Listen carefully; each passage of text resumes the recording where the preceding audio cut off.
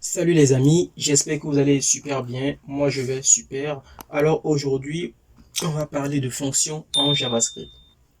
C'est quoi une fonction? Alors une fonction c'est un semi-programme qui va nous permettre ici de pouvoir résoudre un problème de façon précise. Alors j'avais déjà fait une vidéo sur les fonctions dans la formation algorithmie. Si vous l'avez déjà pas suivi, je vous invite à suivre cette vidéo là. Mais si vous êtes déjà habitué, enfin, vous avez déjà des bases algorithmiques, vous pouvez passer cette vidéo. C'est vraiment important. Et donc, comme je le disais, une fonction, c'est tout simplement un semi-programme ou bien un petit programme. Bon, un semi-programme, c'est beaucoup plus juste, qui va nous permettre de résoudre un problème de façon précise. Voilà, il faut préciser ici que la fonction permet de résoudre un seul problème, non plusieurs problèmes. Lorsqu'on nous sommes dans des cas de plusieurs problèmes, ok, on va les décomposer en des sous-fonctions. Souvent, on parle ici de diviser pour régner. Bon, ça, c'est notre principe, mais c'est l'idée au fait, ok, l'idée au fait. Donc ici, sans plus tarder, je vais vous montrer ici la syntaxe de création d'une fonction. Elle est très très simple. Pour créer ici une fonction, il faut faire tout simplement ici le mot-clé fonction, nom de la fonction, de la nom de la fonction, nom de la fonction. On ouvre ici les parenthèses. Dans les parenthèses, on va définir ici, si on le souhaite, des paramètres ou encore appeler arguments. C'est-à-dire, on peut mettre ici des param 1, param 2. Ok, c'est si on le veut, si on ne le veut, si la fonction qu'on veut créer ne demande pas de paramètre, ne nécessite pas un paramètre, on peut ne pas le mettre. Ok, un paramètre, on dit ok, on peut ne pas le mettre. Et ici, on nous ouvre ici les accolades. Ok, on met ici tout simplement les instructions à mettre dans notre fonction. Et si possible, le return, c'est-à-dire une fonction. Ici, c'est comment dire, c'est un bout de code qui permet de résoudre un problème précis. Maintenant, si cette fonction retourne quelque chose, il faut ici utiliser le mot-clé return et retourner l'élément qu'il faut retourner. Et le return ici peut ne pas être obligatoire. Ok, donc voilà la syntaxe de base d'une fonction. On va faire un exemple, vous allez voir un peu de façon plus claire comment tout cela fonctionne de façon pratique. On va créer ici une fonction qu'on appelle, on va nommer ici bonjour. Donc ici bonjour. Donc je vais supprimer ça. Donc ici nous avons fonction bonjour. Cette fonction ne prend aucun paramètre, ok, et ça nous affiche tout simplement console.log. Console.log ici de bonjour. Lorsqu'on va ici aller sur notre inspecteur, dans notre code, hop, nous aurons ici, on n'a rien, ok, on n'a rien, et c'est normal. Lorsque vous créez une fonction, il faut faire ce qu'on appelle la déclarer. Lorsqu'il faut faire ce qu'on appelle l'appeler. Donc, une fois que la fonction a été créée, il faut l'appeler. Pour l'appeler une fonction, il faut juste appeler le nom de la fonction et ouvrir ici les parenthèses. Si la fonction a des paramètres, il faut définir les paramètres dans l'ordre. On verra ça beaucoup plus tard. Donc ici, lorsque j'appelle la fonction, c'est maintenant disponible. Ok, bonjour. Donc l'avantage ici, lorsque nous sommes dans un code et que nous avons besoin de la fonction bonjour à 50 endroits, on a à 50 endroits dans notre code, puisqu'on a déjà créé une fonction bonjour, donc on pourra l'utiliser autant de fois que nécessaire dans tout le code. Ok. Donc on va modifier un peu cette fonction et rajouter des paramètres ici et voir un peu ce qu'on va apprendre de nouveau. Donc cette fonction bonjour, on aimerait en fait dire bonjour Jacob, bonjour Jean, bonjour tout ce qu'on veut. Donc, on va ici rajouter un paramètre qui s'appelle name, ok. Donc ici on va faire bonjour du name. Donc maintenant qu'on a défini un paramètre, ok, donc on va faire ici bonjour, on va rajouter ici le paramètre. Donc moi je veux ici faire bonjour Jacob, ok. Donc le paramètre peut être un entier, un string, un booléen, un tableau, etc., etc. À vous de voir selon le traitement que vous voulez. Sinon le principe reste le même. Vous passez le paramètre et vous l'exploitez tout simplement dans votre fonction. Voilà. Donc bonjour Jacob. Donc je vais dire bonjour à Pierre. Je fais bonjour Pierre. Bonjour Jean. Bonjour hop, Jean. Donc on aura bonjour toutes ces personnes. On attend que ça charge. Bonjour Jean. Et voilà. Maintenant, on va encore essayer d'aller beaucoup plus loin et améliorer un peu cette fonction-là. Le truc, c'est que il faut préciser à chaque fois bonjour Jacob, Pierre et Jean. Donc, on aimerait définir par défaut un nom, ok? Donc, pour définir ici des valeurs par défaut dans votre fonction, ok, vous faites ici au niveau de l'argument ou bien du paramètre, vous mettez ici un égal, vous mettez ici par exemple Jacob ou bien utilisateur, utilisateur. Donc, lorsque je ne vais pas définir ici de paramètre, lorsque je vais vouloir appeler la fonction, lorsque je ne vais pas définir de paramètre, automatiquement, il va prendre ici la valeur par défaut. Donc, on aura ici utilisateur. Ok, donc c'est très simple. Donc voilà ici comment définir ici les valeurs par défaut. Maintenant, l'astuce ici, c'est que si vous avez plusieurs valeurs, ok, les valeurs par défaut sont à la fin. Donc je vais ici créer une fonction addition. Ok, fonction addition, fonction addition. Dans la fonction addition, nous avons ici le nombre 1, virgule, nombre 2. Donc, je précise, les paramètres sont séparés par les virgules, ok? Et ici, virgule, nombre 3. On va additionner 3 nombres. Donc, on a ici const de somme. On a ici nombre 1 plus nombre 2 plus nombre 3. Maintenant que j'ai le résultat de la somme dans somme, je fais ici un return de somme. Ok, donc j'appelle ici la fonction addition, la fonction qui me permet de faire l'addition. Je vais additionner 1, 2 et puis 3. Donc on aura 6. Donc je vais stocker ça dans somme et je ferai ici un console.log de somme. Ok, à noter ici que cette somme là est différente de cette somme parce que comme je le disais, une fonction c'est tout simplement un semi-programme. Et un semi-programme, tout ce qui se trouve à l'intérieur de la fonction est isolé de l'extérieur. Donc les variables qu'on aura déclarées à l'intérieur de la fonction ne seront pas accessibles à l'extérieur. Tout à l'heure on va parler de portée de variables, on verra un peu quelques subtilités. Donc patientez encore un peu. Donc je vais rafraîchir ma page, nous aurons ici 6. Ok, 6. Maintenant, si je définis ici une valeur par défaut, lorsque je ferai ceci, 5 par exemple, c'est-à-dire, on aura ça, on aura une erreur. Not a number. Donc, c'est ce que je disais. Donc, les valeurs par défaut, il faut toujours les mettre à la fin. Par contre, lorsque je mets ici le fameux 5, donc il sait que le 1, c'est pour le nombre 1, le 2, c'est pour le nombre 2, le 3, c'est 5. Donc ça fait combien déjà? 8, 9. Donc ça fera 9. Donc tout ce qui est valeur par défaut, il faut les mettre à la fin. Donc c'est vraiment important, sinon vous aurez des résultats bizarres. Donc ça c'était vraiment pour les fonctions de base. Ok, les fonctions de base. On peut faire aussi pas mal de choses. Il y aura une section exercice, ne vous inquiétez pas. Ce qui est important pour moi, c'est de vous juste montrer la signature, comment vous pouvez dans le fond décrire, créer déjà, définir des fonctions et les appeler plus tard. On va maintenant parler ici des fonctions dites anonymes. Ça, tout à l'heure, les fonctions que nous avons vues, c'est les fonctions dites nommées. Ok, les fonctions nommées, c'est les fonctions qui ont un nom. Maintenant, nous avons une autre catégorie de fonctions qu'on appelle les fonctions anonymes.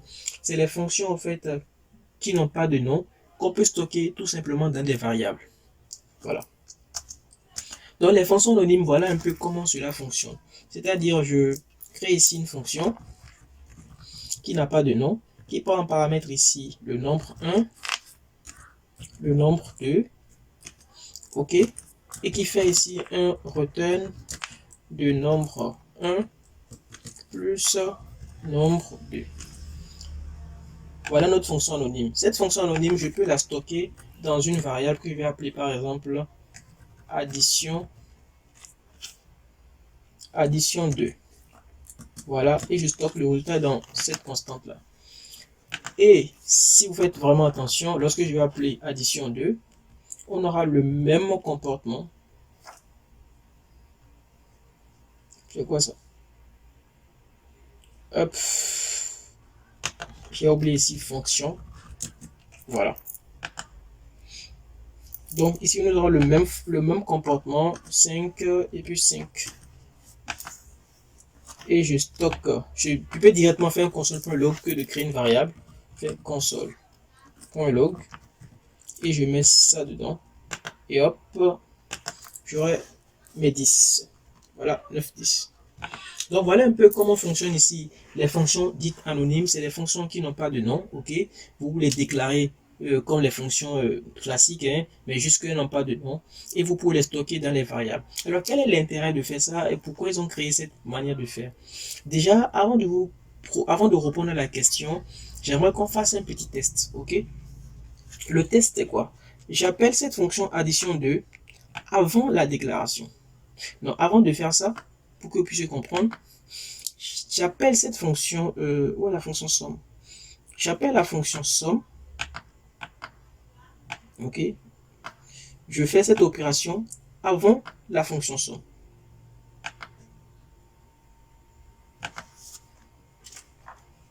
Voilà. Ok. Je peux enlever tous ces bonjours là pour ne pas se tromper. Et je commente ça. Donc en gros, nous aurons juste la somme. Donc je rafraîchis. Ok. Quand je rafraîchis, nous avons 9. Ok. Donc en gros, ce qui s'est passé ici, c'est que nous avons la fonction qui est tout en bas ici.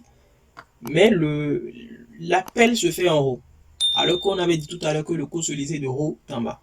Bizarre. Ne vous inquiétez pas, je vais en revenir. Ok, dans l'explication. Donc je fais le même exemple. Ici, j'essaie de lire ce code-là. Aussi ici. Et voilà. Tac, tac, tac. On a une erreur. Il dit qu'il n'a pas accès à addition 2. Que ça a été fait avant l'initialisation. Donc, c'est la différence entre les fonctions nommées et les fonctions anonymes. Lorsque vous avez des fonctions nommées, automatiquement, il y a ce qu'on appelle en JavaScript le hoisting. Automatiquement, tout ce qui est fonction et var, bon, les var, on n'en a pas parlé dans la section variable, ne vous inquiétez pas pour ça, mais tout ce qui est fonction, au fait, les fonctions nommées, automatiquement, quand on lance le script, toutes les fonctions nommées sont rangées vers le row, sont hissées vers le row. On appelle ça le hoisting en JavaScript. Donc c'est un comportement assez dangereux, mais au niveau des fonctions, ça ne pose pas tant de problèmes que ça. Mais à l'époque, au niveau des variables, il y avait, avec la syntaxe var, cela posait vraiment de problèmes. Donc le hoisting ici met toutes les fonctions totalement en row du script. C'est comme si notre fonction là, quand le script s'est lancé, c'est mis ici quoi. Donc ça fait que automatiquement, quand le script se lance, il comprend que voilà, ça fonctionne. Par contre, avec ici le const que nous avons mis là,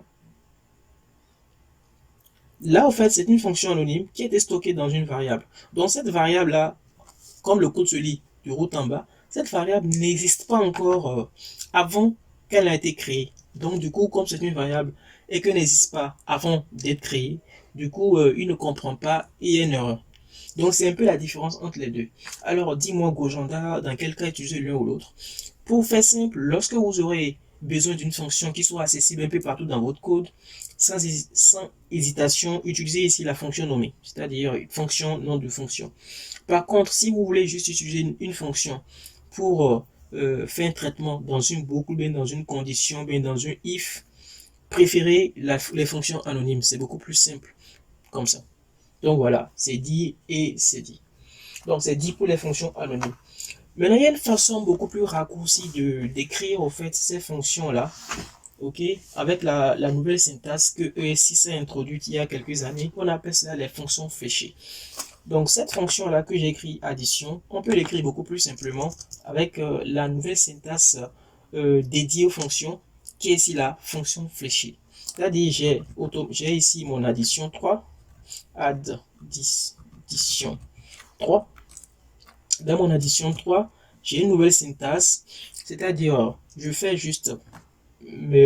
juste mes parenthèses, je précise mes variables, comme je peux ne pas en avoir dans nombre 1, nombre 2, et je fais ici égal, le symbole supérieur. Donc, si je veux ouvrir ici les accolades, j'ouvre les accolades. Si je ne veux pas ouvrir les accolades, cela veut signifier ici, c'est directement un return. Dans notre cas ici, au lieu de faire return de nombre 1 plus nombre 2, automatiquement, cette ligne veut dire au fait return de nombre 1 plus return de nombre 2. Donc, sans préciser le return, automatiquement, il comprend qu'il doit faire un return de nombre 1 et nombre 2. Par contre, si vous avez plusieurs lignes, vous pouvez tout simplement mettre ici une accolade. Quand vous mettez l'accolade, vous êtes dans la fonction, vous êtes dans le style classique. Vous mettez ici un return.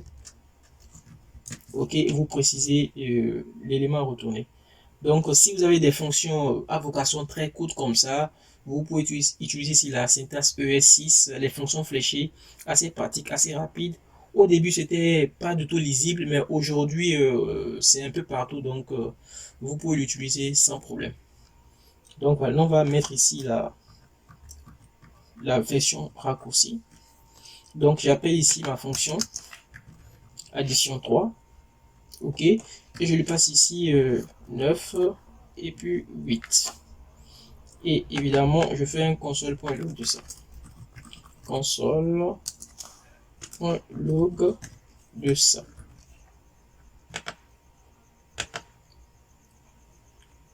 Il faudrait que je barre ceci parce que là, ça me cause des problèmes tout le temps là. Je pense que c'est plutôt ceci. Bon, c'est pas grave. Hop.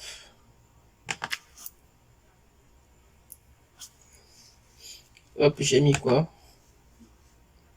Il me dit que somme n'est pas définie. Effectivement, j'ai commenté. Hop. Donc 17. Donc 9 plus 8, ça fait 17. Donc voilà. Donc voilà un peu pour les fonctions fléchées. Hein. Donc on peut faire tout ce qu'on veut avec. C'est le même principe que les fonctions classiques. Jusque c'est plus court. Donc s'il n'y a pas de paramètres, vous ne faites pas de paramètres. Et vous faites juste ici un console.log de bonjour. Et vous pouvez aussi le mettre sur la même ligne. De façon syntaxique, c'est autorisé aussi. Mais là, quand c'est comme ça, est-ce que c'est lisible ou pas? À chacun de voir. Donc les fonctions fléchées, c'est très utile, ok. Mais il faut pas aussi trop en abuser et faire truc là. Tant que la syntaxe est respectée, les codes sont bien indentés, on arrive quand même à comprendre un peu ce que vous faites. Mais si vous essayez de tout mettre sur une ligne comme ça, à des moments donnés, on n'y comprend plus rien, quoi. Donc voilà. Donc on va parler ici de portée des variables. Donc c'était quelque chose que j'avais introduit, j'avais teasé tout à l'heure quand je parlais de fonction. Donc la portée des variables, c'est quoi? Lorsque vous créez une fonction, vous êtes dans un espace isolé. Ok? On va faire un exemple très simple. On va prendre ici le cas de l'addition. C'est ce cas de l'addition. Ok? Donc supposons que nous avons un nombre 3 à l'extérieur qui vaut 10. Ok? Voilà le principe. Enfant-parent. Ok, sachez que nous sommes dans une architecture enfant-parent. Donc, lorsque vous créez ici des fonctions, les fonctions, en fait, viennent se greffer aux parents, qui est le scope principal, ok, qui est le script, ok. Ok, voilà. C'est comme si nous avons un truc comme ça. On a ici le parent. Dans le parent, nous avons ici des enfants. Et quand je fais comme ceci, lui devient parent de ceci. Lui devient ici enfant. Voilà, etc. Vous avez compris le délire. Donc, nous sommes dans une architecture comme ça. Ok? Donc, comment ça fonctionne?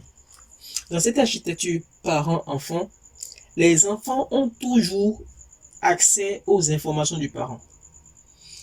Mais, le parent n'a pas accès aux informations de l'enfant. Je m'explique. L'enfant a accès aux informations du parent. Il peut avoir accès aux informations du parent. Mais le parent, quant à lui, ne peut pas avoir accès aux informations de l'enfant. On va faire un test. Donc ici, nous avons une fonction addition 2 qui prend paramètre nombre 1, nombre 2. Donc ici, il va retourner ici nombre 1, nombre 2 et puis nombre 3. Donc ici, le parent, l'enfant a accès ici à 10. Donc lorsque je ferai un console.log, en même temps au lieu de addition 2, je mets 10 et puis 10, donc on aura 30. On aura 30. Donc comme je le disais, l'enfant a eu accès à la donnée depuis le parent. Par contre, lorsque je sors de ce scope là, ok, dans ce scope nous avons nombre 1 et nombre 2 qui existent. On va aller plus loin pour vous montrer encore davantage. On va créer ici une variable niveau ou bien nombre 4. Nombre 4 qui vaut 5 par exemple. Le nombre 4 existe dans ce scope, ok, qui est considéré comme un enfant dans le scope principal. Lorsque j'essaie d'accéder à cela dans mon scope principal, nombre 4,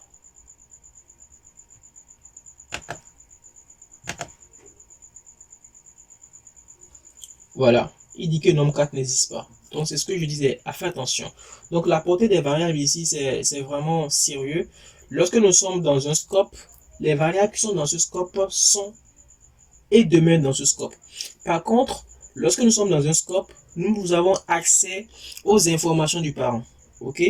De ton parent direct et de ton parent indirect. On a accès à ces informations. Mais lorsque nous sommes dans un scope, le parent n'a pas accès aux informations de ses enfants. Ok, voilà. Donc voilà ici pour la portée des variables. Pour finir, je vais parler ici des méthodes. Ok, donc les méthodes ici, c'est des fonctions comme les fonctions que nous avons vues, mais je dirais dans un contexte différent. Ok, donc souvent, lorsque nous avons un objet par exemple, ok, lorsque nous avons un objet const personne, il a un nom, un name, ici Gojanda, il a un âge, et puis on met ici quelque chose, et puis il a un sexe ici qui est masculin. Ok, donc voilà une personne, il a des propriétés. Ok, donc je peux dire par exemple ici, une personne peut parler, bien se présenter. Donc se présenter ici, ça sera ici une méthode, ok, une fonction en quelque sorte, une fonction anonyme, ok, une fonction qui va prendre ici, qui peut prendre des paramètres comme ne pas prendre des paramètres, on reviendra là-dessus, qui va faire ici un console.log de je suis. Donc dans ce contexte là, on parle plus de fonction, mais c'est toujours une fonction, mais on parle ici de méthode. Donc lorsqu'une fonction est rattachée à une méthode ici, à un objet ici, on parle de méthode. Et déjà, si vous faites attention, nous avons ici un objet console et comme méthode, nous avons ici .log. Ok, .log. Donc lorsque je vais dans ma console,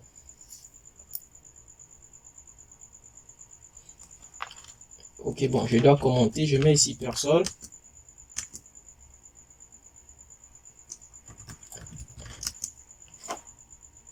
Personne define, pourquoi?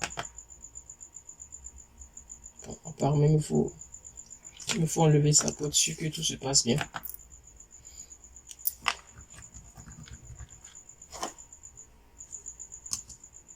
Ok, on a ici une personne, il a toutes ces propriétés là. Lorsque je déplie, on a tout ça, on a présenté. Donc lorsque je fais personne point présenter et que j'appelle cette fonction, je suis. Ok, voilà. Donc lorsque nous sommes dans le cas, lorsque nous avons une fonction applicable, ou bien lorsque nous sommes dans un contexte de méthode, d'objet, on parle ici de méthode et non de fonction. C'est-à-dire, cet objet a une méthode qui s'appelle présenter. Okay? Rapidement, je vais introduire ici un concept qu'on verra dans les vidéos suivantes, lorsqu'on va parler de classe et tout. Donc ici, lorsque je vais avoir accès, pour avoir accès par exemple dans cette fonction, dans cette fonction, si je vais avoir accès à âge et tout, il y a ce qu'on appelle ici le vis. Le vis ici, c'est un mot-clé, ok, qui n'existe pas seulement qu'en JavaScript, qui permet de faire référence à un contexte. Là, le vis ici fait référence à l'objet personne. Donc, lorsque je fais un console.log de vis, lorsque j'appelle ici mon élément, vous voyez que le vis ici fait référence, hop, vis ici fait référence à l'objet personne. Donc du coup, comme il fait référence ici à l'objet personne, c'est comme si je faisais personne point. Donc lorsque je fais vis.name, j'aurai accès au nom. Donc lorsque j'appelle ici présenter, hop, j'attends qu'il charge. Tac, tac, tac, tac, tac, tac. Donc j'aurai accès ici à Gojanda. Et puis ainsi de suite, ainsi de suite. Donc ici, vis fait référence à ce qu'on appelle au contexte dans lequel il est. Si je remets le vis ici, c'est-à-dire à l'extérieur de notre, enfin dans le contexte global, vis va faire référence, hop, j'enlève le name, vis va faire référence à l'objet window, ok.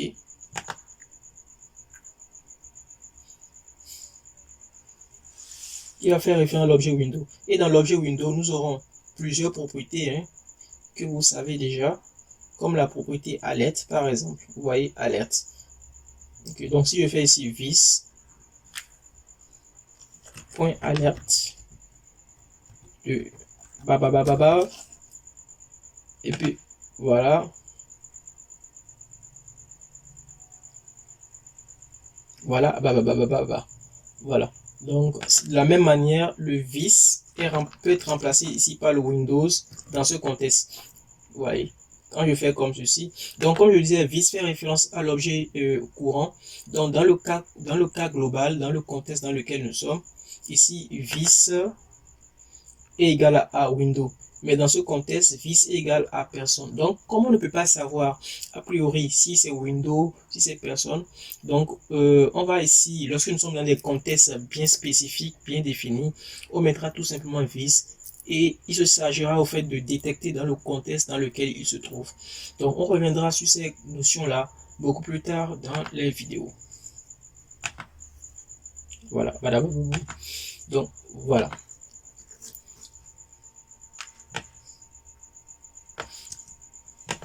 Donc les amis, c'est tout ce que je voulais vous montrer dans cette vidéo. J'espère que vous l'avez aimé, j'espère que vous l'avez apprécié. Si vous avez aimé, n'hésitez pas à partager la vidéo à vos amis, à vos proches. Donc dans la prochaine vidéo, on aura une suite des fonctions. On va parler ici des fonctions usuelles en JavaScript. On va aussi revenir sur quelques notions et tout. Et puis voilà. Ciao, ciao et paix sur vous.